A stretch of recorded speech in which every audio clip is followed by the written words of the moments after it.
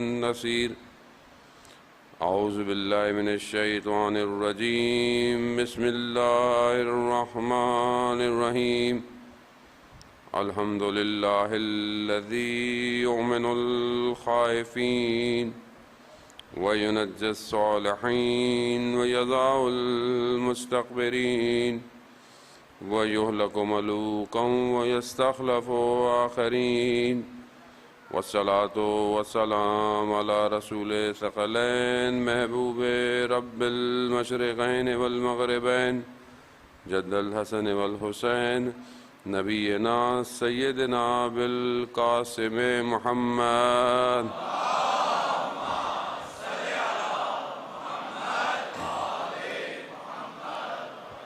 وآله الطيبين الطاهرين المعصومين لا سيما بقية الله في الأرضين. روحي وأرواحنا لتراب مقدم الفداء ولعنة الله على أعدائهم أجمعين. بسم الله الرحمن الرحيم. رب اشرح لي صدري ويسر لي أمري واحلل عقدة من لساني يفقهوا قولي. أما بعد فقد قال رسول الله صلى الله عليه وآله وسلم افضل الاعمال امتی انتظار الفرج. صلوات بھیجتے محمد والے.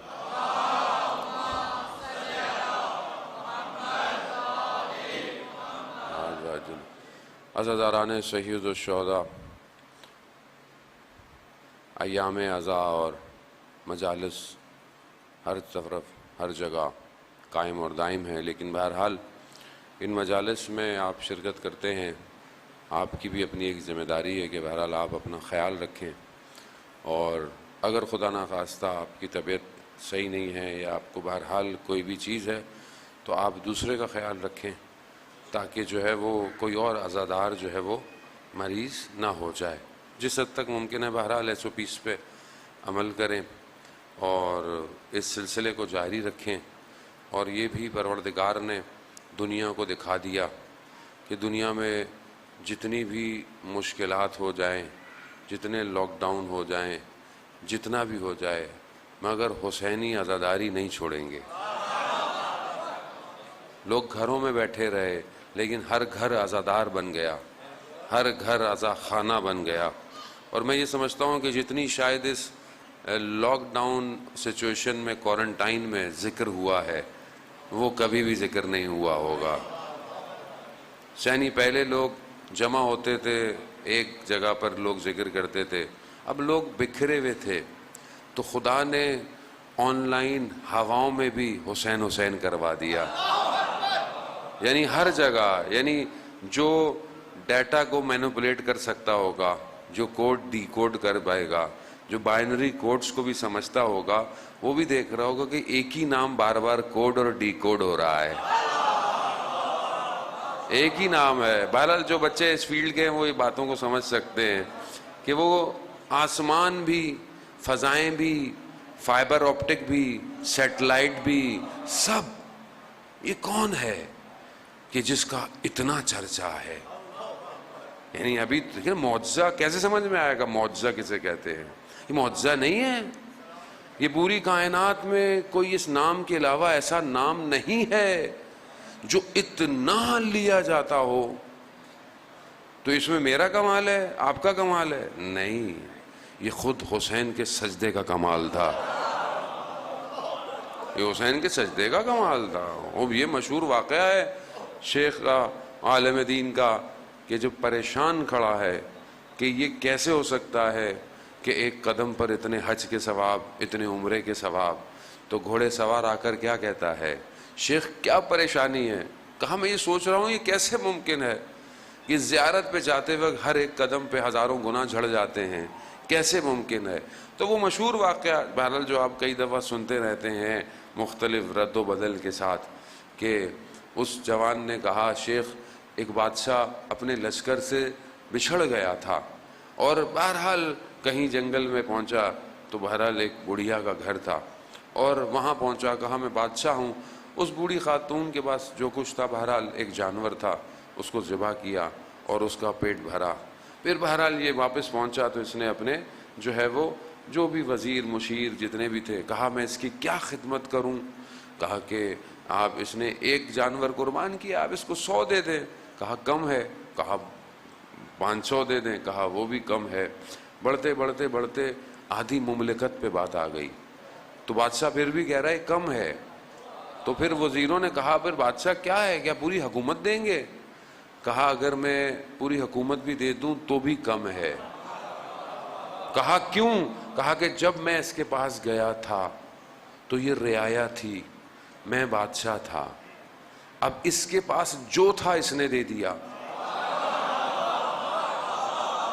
جو تھا دے دیا، اب میں بادشاہ ہوں، اگر میں سب دے بھی دوں تو بھی مجھے اس کا شکریہ ادا کرنا پڑے گا۔ تو وہ جوان کہتا ہے شیخ حسین کے پاس جو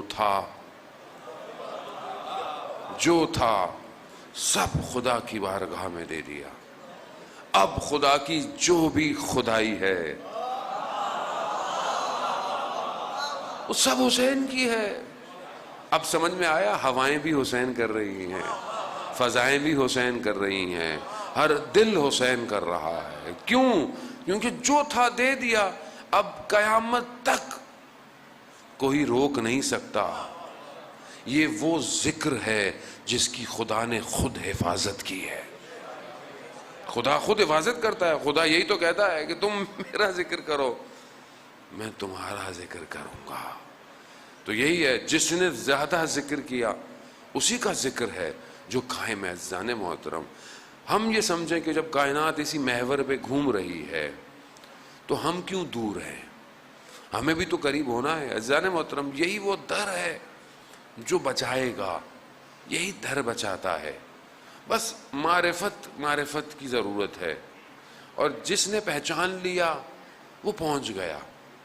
ہمیں تاریخ نے اور تاریخی مورخوں نے اور بہرحال لوگوں نے جو ہے وہ فرقوں میں بانٹا، تقسیم کیا، جبکہ یہی محور تھے، یہی محور ہیں، انہی کے گرد گھومنا تھا۔ جو ان کے گرد گھوما وہی کامیاب ہوا، جو ان سے دور ہوا وہ بے در ہو گیا اور آج تک بھٹک رہا۔ یہ سارا جو معاملہ ہے دنیا کا، اس دنیا میں جو نظر آتا ہے، یہ سب اسی ولایت سے دوری کا نتیجہ ہے۔ اگر اس کے گرد لوگ جمع ہوتے تو آج یہ حال نہیں ہونا تھا۔ پروردگار نے بہرحال آپ کی حسن سماعتوں کی نظر، بہرحال جو گفتگو ہے سب ترجمہ ہے، میرا اپنا کچھ بھی نہیں ہوتا، میں بزرگ علماء جو بیان کرتے ہیں لکھتے ہیں، میں اس کا ترجمہ آپ کی خدمت میں عرض کرنے آتا ہوں۔ جتنا بھی خدا نے اپنی مخلوق کو بنایا، ہر قوم میں اپنے انبیاء کو بھیجا، ہر قوم کی ہدایت کے لیے، ہر گروہ کی ہدایت کے لیے، امت کی ہدایت کے لیے ایک ہادی آیا، اور اس ہادی نے اپنے زمانے کے حساب سے پیغام پہنچایا۔ ہر نبی آتا گیا، اپنے پیغامات کو پہنچاتا گیا۔ انہی پیغامات میں ہر نبی کی زندگی کو جتنا قرآن بیان کرتا ہے، بہرحال اس میں خدا نے عبرتیں رکھی ہیں، اس میں واقعہ۔ یہیں پر جو ہے وہ حضرت نوح کا بھی واقعہ ہم سنتے رہتے ہیں، اور حضرت نوح کے واقعے کے لیے بھی ہمارے اندر بڑی عبرتیں ہیں۔ پروردگار حضرت نوح وہ نبی ہیں کہ جن کی تبلیغ کی عمر اچھی خاصی بتائی جاتی ہے، کہ جنہوں نے 900 ساڑھے 900 سال تبلیغ کی ہے، اور چند لوگ جو تھے وہ حضرت نوح کے پاس جمع ہوئے، چند لوگ۔ بیان ہوتا ہے کہ یہ اتنے تھوڑے سے لوگ جو جمع ہوئے تو حضرت نوح نے مطالبہ کیا، خدا کی بارگاہ میں درخواست کی کہ پروردگار یہ کب تک ہوگا معاملہ؟ تو عذاب آئے۔ اتنا حضرت نوح کو روایات کہتی ہیں کہ ہر روز اتنا حضرت لہو پر یہ پتھر برساتے تھے کہ ہر روز لہو لوہان ہو کے بے ہوش ہو جاتے تھے، ہر روز۔ ہم تو یہاں ذرا سی تبلیغ کرتے ہیں، ہمیں کوئی کچھ کہہ دے تو ہماری حالت نہیں سنبھلتی۔ اللہ کی راہ میں تو دیکھیں سننا پڑتی ہیں، یہ تو کیا ہے۔ اور اگر آپ کو کوئی سنا نہیں رہا تو سمجھیں آپ کا راستہ صحیح نہیں ہے۔ اگر آپ بولیں سب راضی ہیں ہم سے، تو سب تو راضی نہیں ہو سکتے۔ عزیزان محترم، کہیں نہ کہیں کوئی تو ناراض ہوگا، اور تھوڑی بہت ناراضگیاں تو مول لینی پڑتی ہیں۔ تو اس میں گھبرانے کی ضرورت تھوڑی ہے، اسی سے پتہ چلتا ہے کہ ہاں میں صحیح جا رہا ہوں۔ تو اس سمت کا تعین راستے میں آنے والی ہواؤں کی رکاوٹیں ہی بتاتی ہیں۔ عزیزان محترم، ہر روز بے ہوش ہو جاتے تھے، بے ہوش ہو جاتے تھے۔ خدا وہ عذاب، اکثر نبیوں نے جو ہے وہ طلب خدا کی بارگاہ میں دعا کی ہے۔ خدا نے کہا ٹھیک ہے میں بھیجوں گا، ایک آسمان سے پھل بھیجا، خورما، کھجور، کہا کہ اس پھل کو کھاؤ اور اس کے بیج کو زمین میں لگاؤ، جب یہ درخت بن جائے گا، جب اس میں پھل آئیں گے پھر ہم عذاب بھیجیں گے۔ روایات کہتی ہیں کہ درخت بنا، لگا، 15 سے 18 سال بیان ہوتا ہے لگ گئے پھل آنے میں، 15 سے 18 سال لگ گئے درخت، جب پھل آئے وہی عذاب۔ کہا نہیں، اس کے پھل کو بھی کھاؤ، پھر بیج بو، اللہ، کہا پھر درخت بنے گا، پھر پھل آئیں گے، پھر کھاؤ، پھر عذاب دیں گے۔ یہ سلسلہ 5 دفعہ چلا۔ اب جو ساتھ میں تھے ٹوٹنا شروع ہو گئے، تھوڑے سے ہی تھے ویسے بھی، اس میں سے بھی گر گئے، چند رہ گئے۔ کیوں کیا خدا نے؟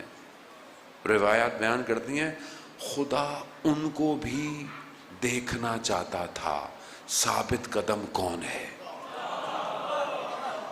ثابت قدم کون ہے۔ بڑی عبرت ہے حضرت نوح کے واقعے میں، بہت عبرت ہے جنان محترم، بہت بڑا یعنی خدا آزمائے گا، آزمائے گا، آزمائے گا، دیکھے گا کون میرے لیے کھڑا رہتا ہے، اس کو خالص لوگ چاہیے۔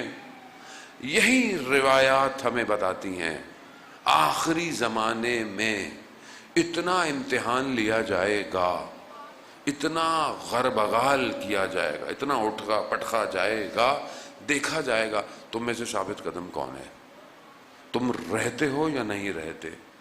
اکھڑنا شروع ہو جائیں گے لوگ، چھنی جو ہے وہ تیز ہو رہی ہے، جو بچ گیا وہی خالص ہے۔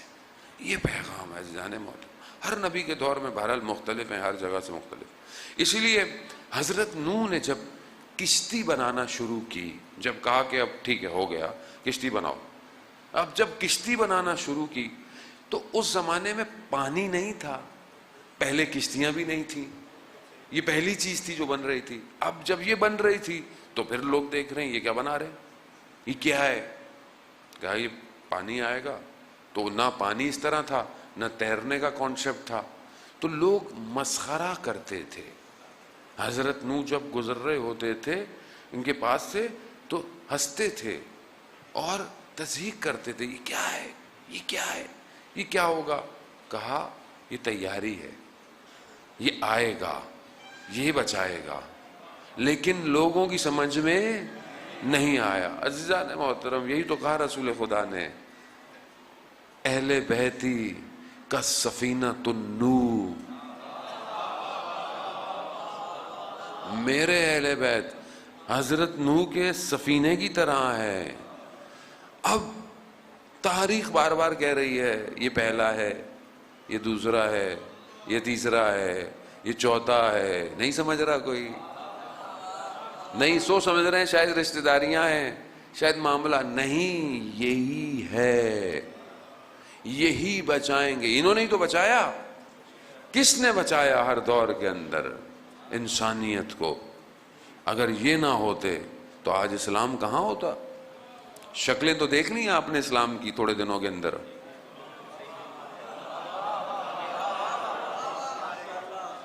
کیسا اسلام، کون سا اسلام؟ یہ جو آس پاس میں لوگ کیا کر رہے ہیں، کس کی ولایت سے نکل رہے ہیں، کس کی ولایت کے اوپر ہیں یہ؟ خدا قرآن میں کہہ رہا ہے کہ تم میری ولایت کی طرف متوجہ رہو، طاغوت کچھ نہیں تمہیں دے گا، اور یہ دنیا کی استکباری حکومتوں میں سمجھ رہے ہیں کہ یہ ہمیں بچائے گا، تعلقات جوڑ رہے ہیں، اپنے آپ کو سمجھ رہے ہیں کہ یہ نجات دیں گے، ہمارے فائننس کو یہ نجات دیں گے، ہمیں یہ بچا لیں گے۔ کس خوابوں خیالوں کے اندر ہو، یہ بچائیں گے؟ یہ کیسے بچائیں گے؟ تم ولایت الہی سے نکل کر ان کے گرد جمع ہو رہے ہو۔ مسلمان ہو یا مسلمان ہٹا دو، ہمیں پھر مسئلہ ہی نہ ہو، ہم بولے ہاں کافروں کے ساتھ برتاؤ کیسے کیا جاتا ہے. پھر دھوکہ دے رہے ہو مسلمانوں کو، اتنے عرصے تم نے دھوکہ دیا مسلمانوں کو، فریب میں رکھا، اور یہ پھر فریب کی شکلیں دیکھی آپ نے کیسی کیسی نکل کے باہر آئیں. سب اندر چھپی ہوئی منافقتیں تھیں، ظاہر ہو گئیں. آپ اس معاملات کو دوسرے زاویے سے دیکھیں، یہ لطف خفیف ہے، یہ لطف خدا کا. بھائی فتنہ ہوگا تو ہی تو پتہ چلے گا اصل کون ہے اور نقل کون ہے.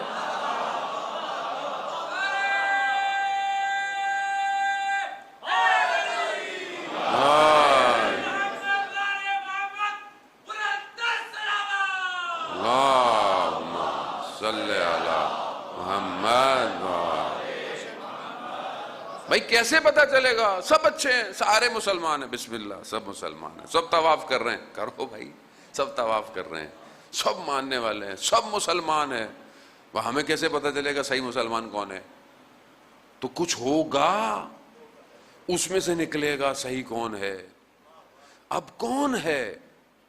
یہ سب مسلمان ہیں، یہ بچائیں گے حرمین کو، یہ خادم الحرمین بچائیں گے اسلام کو، کہ جو طاغوت ہے، جسے قرآن واضح کہہ رہا ہے طاغوت ہے، استکبار ہے. اچھا کیسے استکبار ہے، کیسے طاغوت ہے؟ خوب نابینا ہے دنیا. فلسطین میں کتنے سالوں سے مار رہے ہیں، کاٹ رہے ہیں، ظلم کر رہے ہیں، آپ نابینا ہیں؟ آپ کو نظر نہیں آ رہا ظلم و ستم ہو رہا ہے ایک قوم کے اوپر؟ مسلمان ہیں، کم از کم اگر لوگوں کو فرقہ واریت ہی کرنی ہے نا کہ بھائی ہمارے فرقہ، ہمارا فرقہ، تو کم از کم فلسطین سے تو محبت کر لو، اہل سنت ہیں وہ. یعنی اگر فرقے بھی محبت ہے کہ بھائی فرقے سے کھینچو، تو وہ تو اہل سنت ہیں سارے.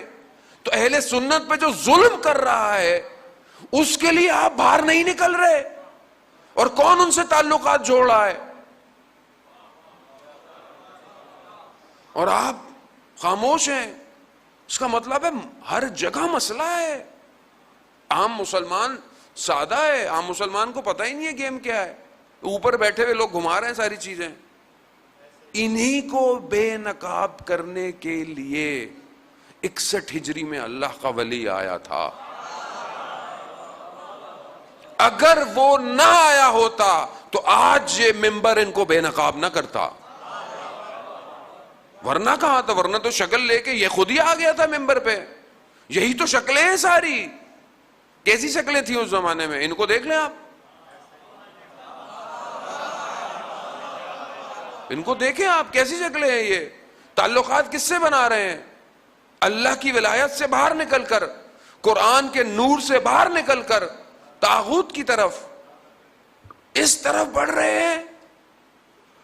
اور پھر یہ کہتے ہیں کہ جی مسلمان ہیں سارے. مسلمانوں کو خود ہوش کے ناخن لینے چاہیے. جو مسلمان ہیں ہمارے ملک میں سب اہل سنت، قابل احترام، سارے مذہب، حتیٰ جو نان مسلم ہیں ان کا بھی احترام جائز ہے. قرآن خود کہہ رہا ہے حکومت اسلامی کے اندر دوسرے مذاہب کے اپنے حقوق ہیں، ان کو بیان کرنا ہے، کہیں پہ بھی کوئی نہیں ہے. آپ یہ دیکھیں کہ ہمیں اس طرف بڑھنا ہے. وہ فرقہ واریت کس نے ہوا دی ہے؟ کون ہوا دے رہا ہے؟ کس نے لڑوا رہا ہے؟ آپ کو سمجھیں، آپس میں نہ لڑیں. سمجھیں کہ کوئی اور چھپانے کے لیے آپ کو روڈوں میں لایا گیا ہے. اگر آپ روڈوں میں نہیں آتے اور یہ سارے معاملات سائن کر رہے ہوتے تو آپ باہر نکلتے پلے کارڈ نکل کر. کیوں؟ کیونکہ ہم سمجھ نہیں پائے اللہ کے نظام کو. اللہ نے کیوں نبیوں کو بھیجا؟ تاکہ اس طاغوت کی ولایت سے باہر آئیں. اور ہر زمانے میں طاغوت نے آ کر اپنی ولایت کو جا، چاہے وہ کوئی بادشاہ تھا، چاہے وہ کوئی بھی شخص تھا جو مقابلے میں آیا. عزیزان محترم، اسے اس کشتی میں بیٹھنا ہے جو کہ نجات کی کشتی ہے. ہو سکتا ہے ابھی بہت سارے لوگوں کو یہ سمجھ میں نہیں آ رہا کہ پوری کائنات کو، دنیا کو وہ ایک منجی بچائے گا. ہو سکتا ہے سمجھ میں، ہم بار بار اس لیے کہتے ہیں کہ یہ وہی کشتی ہے جو تیار ہو رہی ہے اور عین اپنے وقت پر ظہور کرے گی.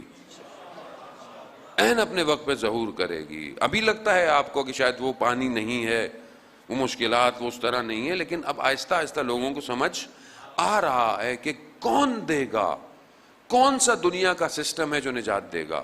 سوشلزم, کیپٹلزم, کمیونزم, سارے سسٹم ناکام ہو گئے. آپ کے سامنے امریکہ کے اندر مسلمان کی اپنی ویلیو نہیں ہے. کس طرح کالے مسلمان یا انسان جو بلیک ہیں ان کے ساتھ برتاؤ کیا گیا پچھلے دنوں. یعنی انسانیت ہے ہی نہیں, چاہے ہم بھی ہوں, اسے کیا فرق پڑتا ہے. اس کا مطلب ہے کہ اپنا سسٹم بھی ناکام ہے, ناکام ہے, کامیابی نہیں ہے, انسان کی قدر ہی نہیں ہے. انسان جسے انسان کہا جائے, بینگ اے ہیومن, اس کی تو اخلاقی قدر ہونی چاہیے, نہیں ہونی چاہیے. ہم بھی یہ سمجھتے ہیں نہیں جی وہ ویسٹ بڑا اچھا ہے, وہاں کا قانون بڑا اچھا ہے جی, ہم وہاں گئے تھے, ہم نے دیکھا جی اسلام وہیں ہے, مسلمان نہیں ہے, تو کیا ہوا, اسلام تو ہے. کہاں اسلام؟ ابھی کووڈ میں جب دکانیں بند تھیں تو یہ کیسے تھے انسان, یہ کون سا مذہب تھا جو ٹوٹ پڑا؟ کون سا مذہب تھا جس نے اصل انسانیت کے, یہاں پہ لوگوں نے دکانیں توڑ کر سودا خریدا ہے. تو مسلمان کہاں ہے؟ اسلام ہمیں بتایا ہی نہیں گیا, اصل میں دھوکے میں رکھا گیا, فریب میں رکھا گیا. ابھی آپ ان کے کیمرے بند کر دیں ساروں کے, کیا کریں گے وہ لوگ؟ دنیا کی سب سے بڑی چوریاں ڈکیتیاں نیو یارک کی ہیں کہ چند منٹوں کے لیے لائٹ چلی گئی تھی. یو کے کے اندر جب کیمرے, سب سے زیادہ کیمرے یو کے میں بند ہوئے تو لوگوں نے کیا کیا, وہاں پر لوگوں کی نہیں, وہاں پر جانوروں کو تربیت دی گئی ہے. اندر چھپا ہوا وحشی ہے. یہی وحشی تو ہے جو نہیں دیکھ رہا کہ یمن میں میزائل گرا دو, عراق میں مار دو. 20 لاکھ عراقیوں کو مار دیا ہے انہوں نے. کیا تھے, انسان تھے یہ؟ ہمیں دھوکے میں رکھا گیا. یہ طاغوت ہے. یہ طاغوت کبھی بھی آپ کو کچھ نہیں دے گا, یہ تو خود اعانت کر دیتا ہے آپ کی, اور آپ بھاگے جا رہے ہیں. مسئلہ کیا ہے؟ مسئلہ ہے کہ جب آپ ولایت الہی سے دور ہوں گے تو یہی ہوگا. قرآن بار بار کہہ رہا ہے کہ اللہ کی ولایت کی طرف پلٹو, اللہ کی ولی کی طرف پلٹو. یہ جو اللہ بھیج رہا ہے یہ اللہ کا نمائندہ ہے.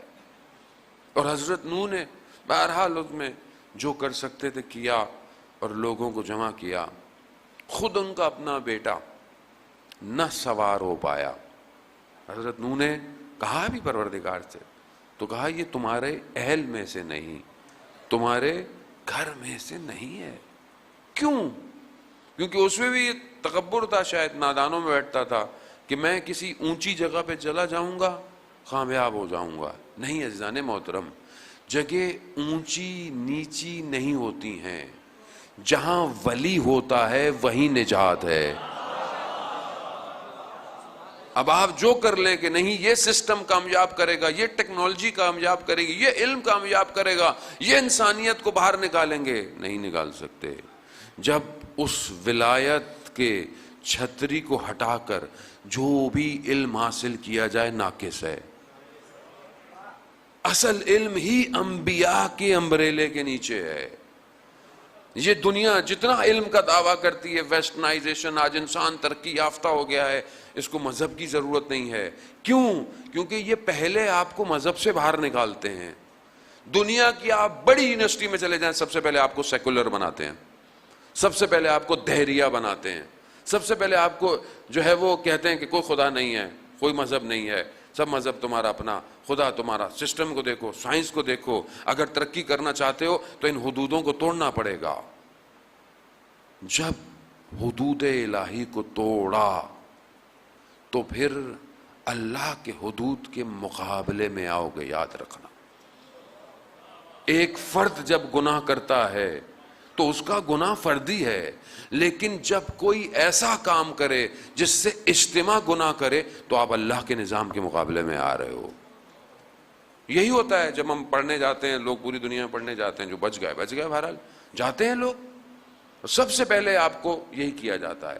طریقہ یہی ہے کہ پہلے باطن کو نجس کرو, جب اس کی سوچیں نجس ہو جائیں گی اس کے بعد بہرحال آپ دیکھیں دنیا ہمارے یہاں بھی ایسی ہے, جتنے بڑی بڑی یونیورسٹیاں جائیں آپ, ماحول دیکھیں آپ کیسا ہے, نشہ, مکس گیدرنگ، نہ محرم، محرم کو تمہارے یہاں ویسی کانسیپٹ نہیں ہے، کوئی ایسا نہیں ہے، سب آپس میں ملیں جلیں اٹھیں بیٹھیں. کیا کرنا ہے؟ نظام الہی کو پہلے توڑواؤ. پہلے یہ حدود توڑے گا تو پھر شیطان کی اس میں آئے گا. یہی کرتا ہے، پھر یہی پڑھ لکھ کے بڑا بن جاتا ہے، کوئی ڈائریکٹر بن جاتا ہے، کوئی افسر بن جائے گا، کوئی کل کو وزیر بن جائے گا. تو اس سے آپ کیا توقع رکھیں گے؟ اس سے آپ کیا رکھیں؟ جتنے بھی اکثر ہوتے ہیں یہ سب وہیں ہوتے ہیں. یہ آپ جتنے بڑے بڑے ہیں، آپ کیا سمجھ رہے ہیں کام ایسے چلتا ہے؟ جس بڑے وزیر کے آپ نام وہاں مجھے لینے کی ضرورت نہیں ہے خیر کسی کے، آپ دیکھیں اس کا بچہ وہاں ہے، اس کا بچہ وہاں ہے، فلانی یونیورسٹی میں پڑھتا ہے، فلانی یونیورسٹی میں پڑھتا ہے. اس کی دوستی کس سے ہوتی ہے؟ اس کا دوست کون بنتا ہے؟ کون اس کا دوست بن کر اس کے باپ سے کام کروا رہا ہے؟ تعلقات بناتے ہیں وہ فلانا سینیٹر یہاں کے سینیٹر کے بیٹے کے ساتھ، فلانا وہاں سے فیڈ کیا جاتا ہے. تم نہیں جانا ہے، تم ہی جاؤ گے، ہم تمہیں اوپر لے کر آئیں گے. یہی آتے ہیں، پھر آپ ان سے امید رکھیں گے یہ آپ کی اسلام کی بقا کے لیے کام کریں گے؟ جس نے اپنی راتوں کو خدا کے حدود توڑنے میں گزارا ہو، وہ علم آ کر انسانیت کو ارتقا دے گا. اس لیے بہت ضروری ہے عزیزان محترم، اگر جوان پڑھنا چھوڑ دیں اور وہ بھی پاک نہ پڑھیں. کیسا وہ جوان تھا جو انقلاب جب آیا تو وہ واپس آیا، وہ بھی پڑھنے گیا ہوا تھا، 16 سال بعد واپس آیا سرزمین پر اپنی، اور اس نے اپنی ماں سے یہی جملہ کہا. اور کہاں کس مقام پہ تھا کہ اس کے مرنے شہادت کے بعد بھی اس کے نوٹس پڑھائے جاتے تھے. پلازما فزکس کا سب سے اوپر سٹوڈنٹ تھا وہ شہید ڈاکٹر چمران. 16 سال بعد واپس آیا اور اپنی ماں سے کہتا ہے، ماں جتنا سالم گیا تھا اتنا ہی سالم واپس آیا ہوں. یعنی کیا؟ یعنی یہ ہے ماں، وہ اثر دکھایا. اتنا بڑا آدمی آ کر جو ہے وہ بالکل کرد کے بارڈروں پہ لڑ رہا ہے. کس مقام پر؟ امام خمینی کیا کہتے ہیں؟ چمران مرد بزرگ بود. امام خمینی جسے بزرگ کہتے ہیں وہ کیا ہوگا؟ کیا عارف شخص تھا کہ اپنے آخری وقت میں اپنی ٹانگ سے مخاطب ہے، کہا تمہارے رقص کا وقت اب ختم ہو رہا ہے، اب تھوڑی دیر ہے، بس تھوڑی دیر میرا ساتھ دے لو. اس مقام پہ پہنچ گیا کہ ایک دفعہ جو ہے وہ زخمیوں کو اپنی گاڑی میں ڈالتا ہے، جیپ میں، جنگ میں، اور واپس آتا ہے تو ایک خود سینے پر جو ہے وہ ایک تراش لگتی ہے اور خون بہنا شروع ہو جاتا ہے. اور اگر خون نہ رکتا خود بھی بے ہوش ہو جاتا تو اپنے خون سے کہتا ہے خون کو کہ رک جاؤ، مجھے ان جوانوں کو ہاسپٹل پہنچانا ہے. کس مقام پہ پہنچ گیا؟ یہ بھی تو گیا تھا. عزیزان محترم، ایسے ہی تو لوگ چاہیے امام کو کہ جو دنیا میں جہاں بھی جائیں، پڑھیں، علم حاصل کریں، جو بھی ہے، لیکن اپنے باطن کو پاک رکھیں اور پھر پلٹیں، بنائیں اس کو، ملک کو. جب سب ہی کرپٹ ہو جائیں گے تو یہ نظام کیسے چلے گا اوپر؟ کہاں بلائیں گے امام کو؟ یہ ذمہ داری ہے ہماری عزیزان محترم، ہر فیلڈ میں پڑھنے کی، ہر ایجوکیشن ہو، چاہے گورنمنٹ ہو، چاہے جو بھی ادارہ ہو، اس میں پاک لوگوں کی ضرورت ہے تاکہ پاک فیصلے ہو سکیں. جب ذہن عالی ہوں گے تبھی ان ذہنوں پر کوئی چیز اترے گی. جب ذہنی نجس ہو تو پھر کہاں اللہ کا نجوہ اس کے اوپر آئے گا؟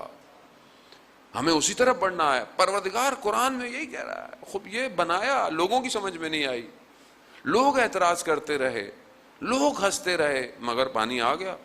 جب روئے زمین پہ پانی بھر گیا، وہ الگ بحث ہے پانی کہاں تک تھا. علامہ طباطبائی نے اس کو بہت ڈیٹیل میں بحث کیا ہے تفسیر المیزان میں.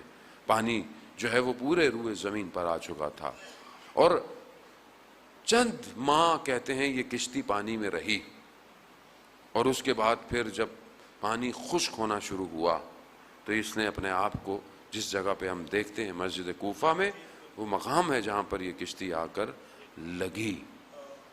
کشتی بھی بتا رہی ہے آخری حکومت کہاں بننے والی ہے. خدا اپنا نظام پہلے سے کر رہا ہے، حادثاتی کچھ نہیں ہے، یاد رکھیے گا. میں اس لیے بار بار یہ جملے آپ کو دیتا ہوں کہ آپ کا یقین بڑھتا رہے. اصل میں ہم جانتے تو ہیں، علم ہے، یقین نہیں ہے. اور جب یقین ہو جائے نا تو پھر آپ کھڑے رہیں، تیر کھاتے رہیں. آپ کو پتا ہے کہ یہ موت نہیں، یہ حیات ہے. حیات ہے. یقین چاہیے امام تک پہنچنے کے لیے. یقین. کشتی وہیں آ کر رکی ہے، پورے عالم میں پانی ہے، نجات کی کشتی آ کر وہیں رک رہی ہے. کہاں رکی؟ وہی جگہ جہاں پر آخری بھی آئے گا، وہ بھی نجات دے گا. اس کی بھی کشتی بن رہی ہے، اس کی بھی کشتی بن رہی ہے. جب ہم کہہ رہے ہیں کہ آ جاؤ، آؤ اس پہ سوار ہو، کون سی کشتی ہے جانے محترم؟ کون سی کشتی ہے؟ لوگ کہہ رہے ہیں یہ کہاں سے نجات دیں گے، یہ کیسے ہوگا؟ اپنے ہی لوگ مسکرا رہے ہیں، اپنے ہی لوگ ہمارا مذاق اڑاتے ہیں جب کہہ رہے ہیں کہ یہ جو نظام ہے مرجیت کا، یہ کشتی ہے، یہ سب کو دعوت دے رہی ہے، چاہے اہل سنت ہو، چاہے کوئی بھی ہو، چاہے مسیح ہو، آؤ اسی نظام پہ سوار ہو. یہ نظام تمہیں نجات کی طرف لے کے جائے گا، یہ تمہیں لے کے جائے گا اس آخری کی طرف. مگر تم ہنس رہے ہو، کیسے ہو سکتا ہے؟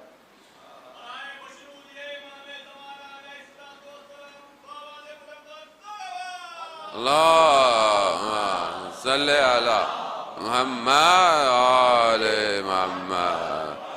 عزیزان محترم، کون نجات دے گا مجھے آپ بتائیں؟ کس کے پاس نجات ہے؟ آج پرچم کس کے ہاتھ میں ہے؟ کس نے نجات دیا؟ یعنی اگر آپ کو زبانی باتیں سمجھ نہیں آتی تو انسان تھوڑا بہت تو انٹرنیٹ جانتا ہے، خبریں جانتا ہے. اس پورے خطے کو نجات کس نظام نے دیا؟ کس نے نظام دیا؟ یہی تو ہے. عراق کو بچایا، سیریا کو بچایا. کون ہے جو یمن فلسطین کے لیے کھڑا ہوا ہے؟ کون ہے جو لبنان کو، سب کو کون بچا رہا ہے؟ یہی علماء، یہی مراجع. اور آپ کہہ رہے ہیں نہیں نہیں، ہنس رہے ہیں بڑھ کھڑے ہو. یہ کیا ہوگا؟ ان کو کیا پتا، ان کو کیا پتا عزاداری کیا ہوتی ہے، انہیں کیا پتا ماتم کیا ہوتا ہے، انہیں کیا پتا. بھائی آپ کو پتا ہے تو آپ کر لو، آپ کرو، سب کرو. لیکن اگر آپ کو سمجھ میں نہیں آتا وہ مسئلہ نہیں ہے. دیکھیں ہر آدمی کی دو بلوغت ہوتی ہیں، ایک بلوغت جسمی ہے، ایک بلوغت عقلی ہے. بلوغت جسمی میں احکام انسان کے اوپر شرعاً آ جاتے ہیں، یہ واجب ہے، یہ حلال ہے، یہ حرام ہے، یہ آپ کو کرنا ہے، یہ آپ کو. لیکن آدمی بڑا بھی ہو جائے، اگر بلوغت عقلی نہ ہو نا تو نظام سمجھ میں نہیں آتا. سمجھے نظام کو، دھوکہ نہ کھائیں. اور سب اصل میں اندر سے جانتے ہیں، سمجھنا چاہتے ہیں، سمجھتے ہیں. اور یہ دعوت سب کے لیے ہے، ایک دو لوگوں کے لیے نہیں، یہ سارے فرقوں کے لیے دعوت ہے.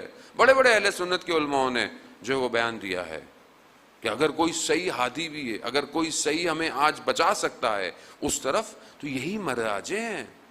کیونکہ ہم نے ان کے جملوں میں، ان کی سیرت میں، ان کی زندگی میں دیکھا کہ یہی اسلام کے پرچم کو بلند کیے ہوئے ہیں. یہ طاغوت کے مقابلے میں جھکتے نہیں ہیں. ان کا ایک جملہ نکلتا ہے تو کاخ سفید ہلنا شروع ہو جاتا ہے. یہی ہے، اسی لیے پوری طاقت لگاتے ہیں کہ مراجعوں کے خلاف ہر طریقے سے جو ہے وہ بہرحال جو بھی. لیکن ختم اب کیا کریں گے، سازشیں ختم ہو گئی، ان کے مقابلے میں کوئی نہیں آ سکتا. یہ وہ کشتی ہے عزیزان محترم، نہیں سمجھ میں آ رہی، نہ سمجھیں آپ. اس وقت بھی لکڑیاں لگ رہی تھیں، جڑ رہی تھیں، لوگوں کی سمجھ میں نہیں آئی. جب پانی آیا تو سمجھ میں آیا، پانی آیا سمجھ میں آیا. ابھی بھی پانی آنا شروع ہو گیا ہے، پانی آ رہا ہے، اطراف ادھر ادھر سب پانی آ رہا ہے. کون بچائے گا؟ مسئلہ نہیں ہے. ہمیں تو بہرحال پتہ ہے کہ ظاہر ہے جب تک صاحب زندہ ہو اور جس کو صاحب کی تائید ہو، اس کے جملوں سے پتہ چلتا ہے کہ کوئی اس کے سر پہ ہاتھ رکھے ہوئے ہے. ورنہ ہر آدمی خوف میں مبتلا ہے، چاہے جان کا ہو چاہے مال کا ہو. کیسے ایسے جملے ادا ہوتے ہیں؟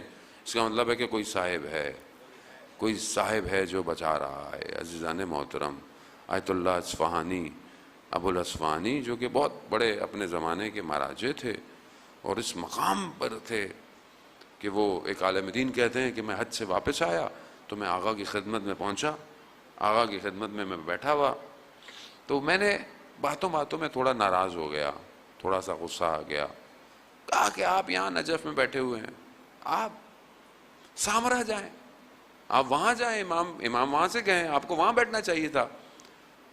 خاموش رہے، سنتے رہے۔ خط پڑے ہوئے تھے، کہا خطوں کو اٹھاؤ، کہا فلانا خط کھولو، جانتے تھے کس کی طرف سے ہے، کہا کھول کے دیکھو، وقت کے امام نے ہمیں خود بھیجا ہے کہ یہاں بیٹھو، لوگوں کے مسئلے حل کرو۔ کس مقام پر ہے عزیزان محترم؟ سید ابو الحسن اصفہانی کا واقعہ آپ نے سنا ہوگا، میں مرتب بار بار پڑھتا ہوں اس لیے کہ یہ دکھانے کے لیے ہمیں پتا ہو معاملہ کیا ہے، کہ یہ گاؤں دیہات میں رہتے تھے، اصفہان کے قریب، کسان کے بیٹے تھے، اور انہیں خدا نے اندر کہا، اور بہت کم عمر کے تھے، کہا کہ میں دینی تعلیم سیکھنا چاہتا ہوں، میں جو ہے وہ امام کی نوکری کرنا چاہتا ہوں۔ باپ نے کہا بیٹا یہاں ایک نوالا روٹی مل جاتی ہے، یہیں کہا نہیں، چلے گئے اصفہان۔ ایک دن ماں نے کہا کہ جاؤ بیٹے کی حالت پتہ کرو، سخت سردیوں کی راتیں، باپ آیا مدرسے میں، دیکھا کہ مدرسے میں بیٹے کے کمرے میں تو روشنی بھی نہیں ہے، کوئی گرم ہونے کی چیز بھی نہیں ہے، نہ کچھ کھانے پینے کا نظام ہے، تو بیٹے کو بولا یہ کیا زندگی ہے؟ اس لیے آئے تھے، کم از کم گاؤں میں کچھ کھانا پینا تو مل جاتا تھا، چلو میرے ساتھ۔ اب باپ کا حکم شریعت میں بڑا سخت ہوتا ہے عزیزان محترم۔ باہر نکلے، توسل کیا وقت کے امام سے، کہا یا امام زمانہ آپ جانتے ہیں مجھے ساری سختیاں منظور ہیں، میں آپ کا سرباز بننا چاہتا ہوں، میں آپ کی نوکری کرنا، مجھے کوئی فرق نہیں پڑتا ان سختیوں سے۔ یہ کہہ کر کمرے میں آئے تھے تو خادم آیا مدرسے کا، کہا سید کوئی دروازے پر آیا ہے، آپ کو بلا رہا ہے۔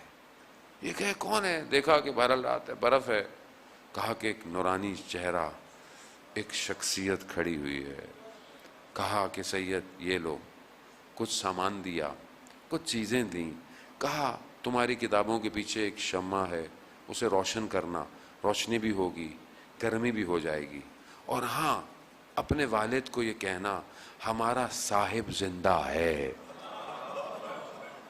ہمارا صاحب زندہ ہے۔ یہ کہا کر جب انہوں نے دیکھا کیا تو باپ بھی گریہ کرنے لگ گئے۔ یہ جو گاؤں اور کسان سے آئے کس مقام پہ چلے گئے کہ امام خود خط بھیج کر، صرف خط بھیجے نہیں عزیزان محترم، ایک مقام ایسا ہے کہ جس نے امام کو دیکھا، ایک واقعہ بہت طولانی ہے، میرے پاس فرصت نہیں، امام کو دیکھا جس حالت میں، امام سے سوال نہیں کر پایا، جب اس نے امام کو دیکھا، جب نکلا سوال یاد آنا شروع ہو گئے، دوبارہ جب پلٹا کہ میں امام سے سوال پوچھ لوں، تو جب دروازے کھٹکھٹایا تو خادم نے کہا ہے وہ امام؟ کہا وہ تو ہے ہی نہیں، چلے گئے۔ کہا جھوٹ بول رہے ہو؟ کہا امام ابھی تو تھے اندر بیٹھے ہوئے۔ کہا ایک تو تم مومن پہ تہمت لگا رہے ہو، میں جھوٹ کیوں بولوں گا تمہیں؟ کہتا ہے نہ ان کے آنے کا پتہ ہوتا ہے ہمیں، ہم تو خادم ہیں، جب ہوں وہ نہیں ہے ابھی، ہاں ان کا ایک نمائندہ ہے۔ کہا میں جیسے ہی اندر گیا، جس طریقے سے امام قرآن پڑھ رہے تھے، بیٹھے ہوئے تھے، ویسے ہی میں نے دیکھا سید ابو الحسن اصفہانی بیٹھے ہوئے ہیں۔ میں نے سارے سوال پوچھے، سب کے جواب دیے۔ اب میں جب نکلا تو مجھے شک ہوا کہ یہ کیسے ہو سکتا ہے کہ سید ابو الحسن، وہ جانتا تھا، وہ بھی عالم تھا، جانتا تھا کہ وہ نجف کے اندر ہے، دل نہیں مان رہا تھا، نفس مشکل میں تھا۔ صبح جب سید کے گھر جا کر دیکھا، دروازہ کھٹکھٹایا تو خادم کو سید نے کہا جاؤ فلانا آیا ہوگا۔ جب آیا دیکھا تو وہ اپنے کمرے میں بھی ویسے ہی بیٹھے ہوئے ہیں جیسے وہاں دیکھا تھا۔ پھر سوال پوچھے، کہا میں نے رات کو تو جواب دیے تھے تمہیں سارے۔ کس مقام پر آدمی پہنچ جاتا ہے؟ کیوں؟ یقین کہ صاحب زندہ ہے۔ عزیزان محترم صاحب زندہ ہے۔ 6 ماہ کا جو سفر تھا حضرت نوح کا، علماء بعض بیان کرتے ہیں 6 ماہ لگے کشتی کو پانی میں، لیکن اس 6 ماہ میں حضرت نوح نے ان مومنوں کو آخرت تک کی خبریں دی ہیں، کیا ہونے والا ہے، کیا ہوگا۔ یہ بہت ضروری ہے عزیزان محترم۔ ہم کیونکہ مادے میں پھنسے ہوئے ہیں، اس مادے میں جس میں ہم رہتے ہیں، ہم جانتے ہیں سب چیزیں، لیکن ہم نے اسی زندگی کو اپنا ہدف سمجھ لیا ہے، تو ہم غافل ہو گئے ہیں، غافل ہو گئے ہیں۔ جبکہ ویوز آ رہی ہیں، ڈاؤن لوڈ ہو رہا ہے، کیونکہ ہماری ہارڈ ڈسک دنیاوی خواہشات سے بھری ہوئی ہے، تو اس پہ اوپر والا کچھ ڈاؤن لوڈ نہیں ہوگا۔ تبھی اس کو آپ کو اسکین ڈسک چلانی پڑے گی اپنے اوپر، تاکہ وہ جو غلط ہے وہ فریگمنٹ ہو جائے اور جگہ کھل جائے، تاکہ وہ جو ڈاؤن لوڈ ہو رہا ہے وہ میرے اوپر بھی آئے۔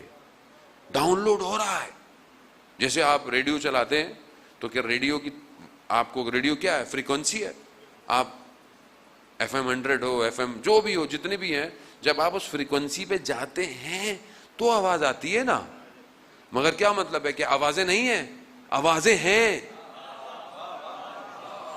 آوازیں ہیں، آپ سن نہیں پا رہے۔ کیوں؟ آپ نے اپنی فریکوینسی کو ایڈجسٹ نہیں کیا کائنات کے ساتھ۔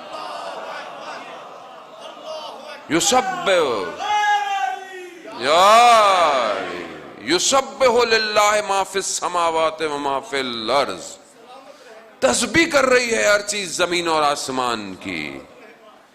مجھے نہیں آ رہا، کیوں؟ میں ایڈجسٹ نہیں کر رہا فریکوینسی کو۔ ایڈجسٹ تو کرو تو نظر آئے گا۔ اینا، کہاں ہے زمین اور آسمان کے متصل ہونے کا سبب؟ کہاں ہے وہ؟ کون ہے جو زمین آسمان کو متصل کر رہا ہے؟ ہم تو جملے ہی نہیں سمجھ پاتے، کیونکہ ایک تو ہم لوگوں کو ادھر ادھر کی باتوں میں اتنا پھنسا دیا گیا ہے کہ ہم ہدف پہ پہنچ نہیں پا رہے۔ ہدف یہی ہے کربلا کا، یہی ہے کہ کربلا پہنچو تو تمہیں پتا چلے گا کہ ظہور میں کیسے آنا ہے۔ کربلا دعوت دے رہی ہے عزیزان۔ بہرحال آپ کی زحمتیں خدا قبول کرے، آپ کے حسن سماعت، اور واقعاً انسان مسلسل پہلی محرم سے آپ تو سنتے سنتے بھی انسان، بہرحال باڈی ہے، ظاہری بدن ہے، اس کے تقاضے ہیں، ظاہر ہے انسان تھک بھی جاتا ہے، ظاہری چیزوں سے تھک جاتا ہے، لیکن کیونکہ ذکر ان کا ہے کہ جو ساری تھکاوٹوں کو دور کر دیتے ہیں، نہ صرف دور کرتے ہیں بلکہ روح کو تر و تازہ کر دیتے ہیں۔ کیونکہ پتہ ہے روح کو کہ کہیں نہ کہیں ہم نے عالم ارواح میں انہی کی ولایت کے لیے بیعت کی ہوئی ہے، اس لیے روح بیٹھی ہوئی ہے یہ ساری، ورنہ بدن نہیں بیٹھ سکتا جان۔ ہم خود پتہ نہیں کتنے دن ہو گئے اور پڑھے جا رہے ہیں، روز سوچتے ہیں پتہ نہیں کیسے آج لوگ سنیں گے۔ مسلسل تو سن ہی رہے ہیں، آن لائن بھی سن رہے ہیں، ہر چیز سن رہے ہیں، آپ یہاں دیکھ رہے ہیں، دنیا بہرحال دیکھ ہی رہی ہے، مسلسل دیکھ رہی ہے، لیکن کیوں؟ بہرحال وہ ذکر ایسا ہے جب وہ آتا ہے تو خود بخود تر و تازہ کر دیتا ہے۔ یہی نام ایسا ہے، اسی نام کے صدقے میں علی علی کر کری، یہاں سے بھی گزرنا ہے، وہاں سے بھی گزرنا ہے، یہی بچائے گا۔ وہ ہم نے خود نہیں کہہ رہے، رسول فرما گئے جنت جہنم کو تقسیم کس نے کرنا ہے؟ تمہارے اعمال کا میزان کون ہے؟ ایمان کون ہے؟ وجہ اللہ کون ہے؟ عین اللہ کون ہے؟ ید اللہ کون ہے؟ جب یہیں رخ متوجہ ہوں تو پھر کیوں توجہ کو ہٹائیں ان سے؟ یہی محور ہیں ساری توجہات کا، اسی طرف متوجہ رہیں عزیزان محترم۔ قیامت میں لوگوں کو بعض مقامات جنت کی طرف گھسیٹا جائے گا، نہیں جائیں گے۔ کیوں نہیں جا رہے ہو ان مقامات پہ بہشت کے؟ کہا ہماری جنت حسین ہے، ہم اس کے گرد گھومنا چاہتے ہیں، ہمیں اس کے پاس جانا ہے۔ ہاں عزیزان محترم، آج مرزوق بہت بڑے مرثیہ خواں تھے، روزے مصاحب پڑھا کرتے تھے عراق میں، بہت لوگوں نے بلایا، اور قدیمی ماتمداری جو تھی 2 ہاتھ کی، انہی نے جو ہے وہ شروع کیا تہران میں، نہیں آتے تھے۔ ایک دن خواب میں امام حسین کو دیکھا، امام حسین آئے، کہا کہ جاؤ حاج مرزوق وہاں جاؤ اور وہاں عزاداری کرو. آ گئے, زندگی گزر گئی, بہرحال شدید مریض ہوئے. آخری جب محسوس ہوا کہ ایام آخری ہیں تو اپنے ایک دوست کو بلایا, بہت قریبی دوست تھا, اور اسے کہا کہ آج میں تمہیں ایک راز کی بات بتاتا ہوں. کہا کہ چند دنوں پہلے میں شدید بخار میں مبتلا تھا, اور اس وجہ سے, بخار کی وجہ سے میرا جو ہے وہ گلا خشک ہو گیا. مجھے پانی کی طلب ہوئی. میں نے اپنی بیٹیوں کو آواز دی, میری 3 بیٹیاں, ایک راضیہ, ایک مرضیہ, ایک فاطمہ. میں نے پہلی بیٹی کو بلایا راضیہ, تو دیکھا ایک نقاب پوش بی بی تشریف لائی. حیا نے مجھے کچھ بولنے نہ دیا. خواب میں نہیں, مشاہدہ کر رہا ہے, بیدار ہے. جب میں نے کہا مرضیہ, تو وہ بی بی اور آگے بڑھی, مجھ سے پھر کچھ نہ بولا گیا. جب میں نے کہا فاطمہ, تو اس خاتون نے کہا ہم آ گئے ہیں نا, کیا چاہیے؟ کہا بی بی آپ کا ادب احترام اجازت نہیں دیتا کہ آپ سے میں کچھ تقاضا کروں.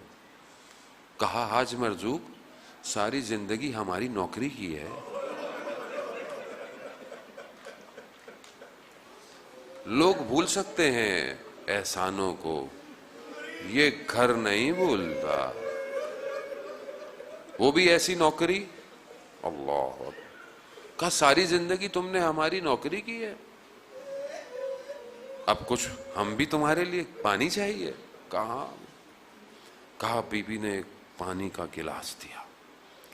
کہا میری بچپن سے عادت تھی, جب پانی ہاتھ میں آتا تھا تو کہتا تھا صلی اللہ علیہ یا ابا عبداللہ. کہا میں نے یہ جملے کہے, بی بی نے گریا شروع کر دیا. نام بیٹے کا سنا. کہا حاج مرزوق ہمارے لیے مصائب نہیں پڑھو گے؟ بیمار ہے, شدید بیمار ہے. کہا بی بی ڈاکٹروں نے منع کیا ہوا ہے کہ اس حالت میں تم مصائب نہیں پڑھو, لیکن آپ کہتی ہیں تو ضرور پڑھوں گا. بی بی کون سے مصائب پڑھوں؟ اللہ اکبر. ماں جانتی ہے بیٹے کو کس کا غم تھا, بیٹے کو بیٹے کا غم زیادہ تھا. کہا حاج مرزوق علی اصغر کے مصائب پڑھو. اللہ اکبر, اللہ اکبر. خدا آپ کے بچوں کو سلامت رکھے. باب الحوائج ہے یہ بچہ باب الحوائج ہے. بڑے بڑے مراجع علماء کی میں نے سیرت میں پڑھا ہے, وقت نہیں میں بیان کروں. بڑے بڑے کہا کہ جو کچھ ہمارے پاس ہے, یا ہم کہیں پھنس جاتے تھے نا, تو ہم نے اس بچے سے توسل کیا ہے. اس بچے نے ہمیں باہر نکالا. جس جگہ کا سب سے چھوٹا ایسا ہو, وہاں بڑے کیسے ہوں گے. یہ بچہ عزیزان محترم یہ بڑا اسٹریٹجیکل آیا ہے, یہ ایسے نہیں آیا.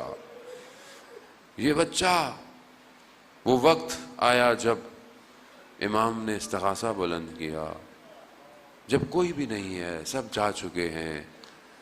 کبھی تلوار کو زمین سے لگ کے امام دائیں دیکھتے ہیں, بائیں دیکھتے ہیں. آئینہ آئینہ مسلم, آئینہ آئینہ ہانی ابن عروہ, آئینہ آئینہ حبیب ابن مظاہر.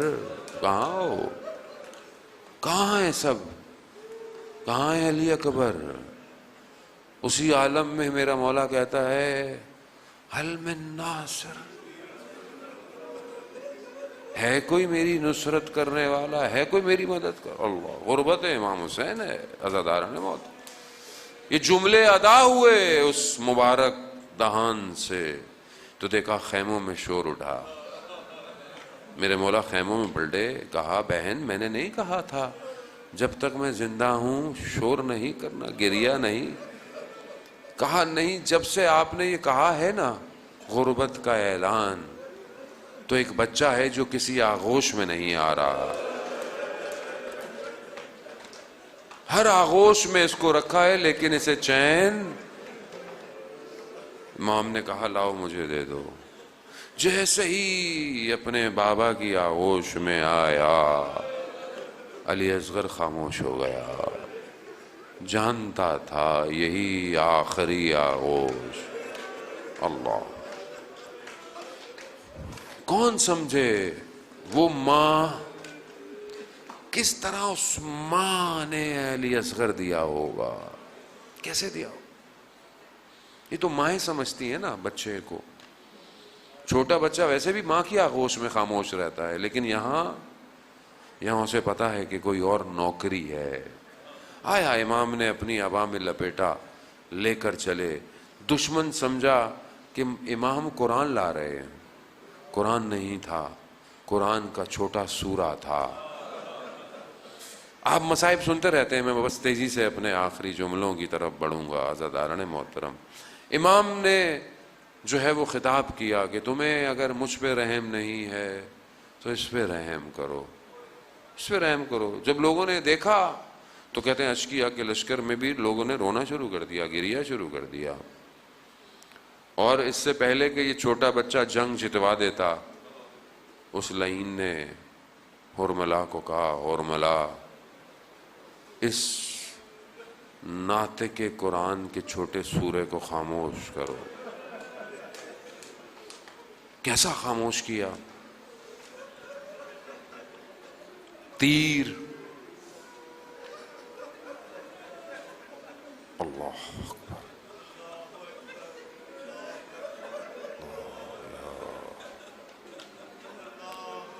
نہیں ترک کر سکتے اس لمحے کو کہ جہاں حسین اس پھول کو پانی دینے لایا تھا.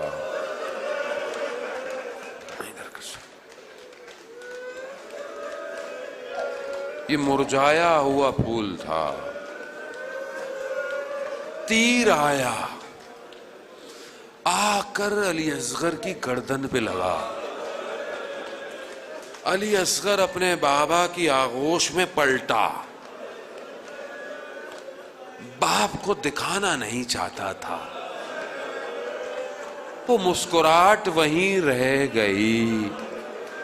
سنیں گے جملے. مقتل کیا کہتا ہے؟ مقتل یہ نہیں کہتا کہ تیر نے علی اصغر کو ذبح کیا، نہیں، تیر نے علی اصغر کو نہر کیا.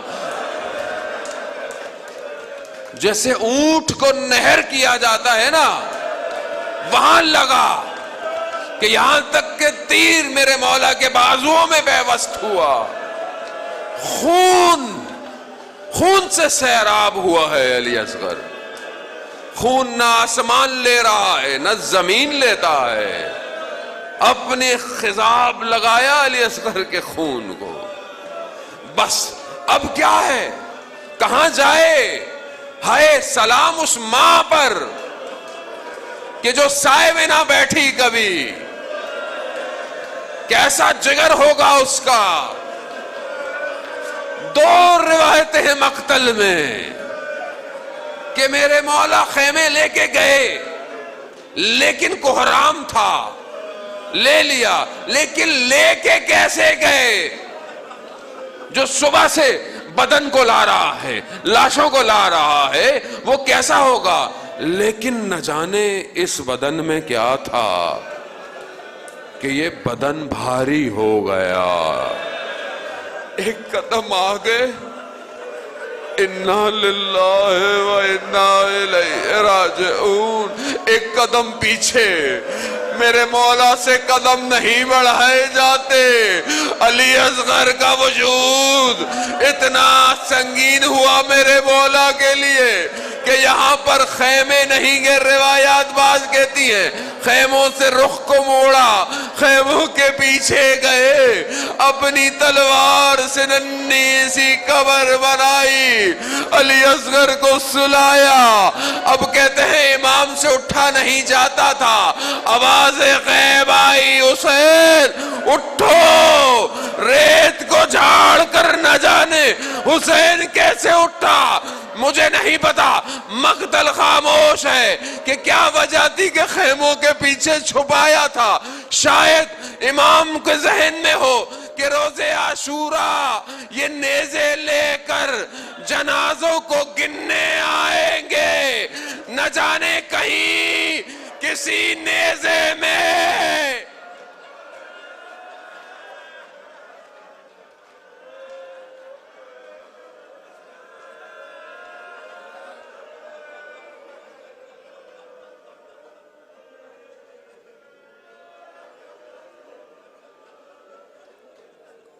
الا لعنت اللہ علی القوم الظالمین وسيعلم الذین ظلموا أي منقلب ينقلبون. پروردگار تجھے واسطہ حضرت علی اصغر کا امام زمانہ کے ظہور میں تعجیل عطا فرما. ہمیں ان کے ناصروں ان کے مددگاروں میں شمار فرما. پروردگار تجھے واسطہ اس باب الحوائج کا جو بے اولاد ہیں انہیں اولاد صالح عطا فرما. پروردگار جو بچے مریض ہیں ڈاکٹر جواب دے چکے ہیں تجھے واسطہ علی اصغر کا انہیں شفاء کاملہ اور عاجلہ عطا. پروردگار تجھے واسطہ اس باب الحوائج کا ہماری سزاداری کو اپنی بارگاہ میں قبول فرما. پروردگار تجھے واسطہ اس باب الحوائج کا مسلمانوں کو آپس میں اتفاق سے رہنے کی توفیق عطا فرما. مومنین کو آپس میں محبت کی توفیق عطا فرما. پروردگار ہمیں کوئی غم نہ دے سوائے غم حسین کے. پروردگار ہمارے وطن عزیز پاکستان کو عزت اور استحکام عطا فرما. اس کے دشمنوں کو نیست اور نابود فرما. یہ جو فرقہ واریت کو بھڑکانے کی کوششیں کر رہے ہیں پروردگار ان کو کیفر کردار تک پہنچا. پروردگار مسلمانوں کو آپس میں متحد ہو کر ان طاغوتی نظام کا مقابلے کی توفیق عطا فرما. جو اپنی آزادی کی جنگیں لڑ رہے ہیں انہیں کامیابی عطا فرما. علماء اکرام مراجع اکرام کو طول عمر اور سلامتی عطا فرما. پروردگار جو بھی جہاں بھی ماتم مجلس جلوس کر رہا ہے ان سب کی جان مال عزت آبرو کی حفاظت فرما. پروردگار ہمیں حج عمرہ اور زیارات کی توفیق عطا فرما. پروردگار اس بیماری کو اس وبا کو انسانیت سے دور فرما. پروردگار یقیناً تیرا امتحان ہے اور تو اپنے ہی بندوں کا امتحان لیتا ہے. یہ حرم سے دوری بھی ہمارے لیے بڑا امتحان ہے. ہمیں اس امتحان میں ثابت قدم رہنے کی توفیق عطا فرما. اللہم ارزقنا زیارت الحسین فی الدنیا و شفاعتہ فی الآخرہ. صلوات اللہم صلی اللہ.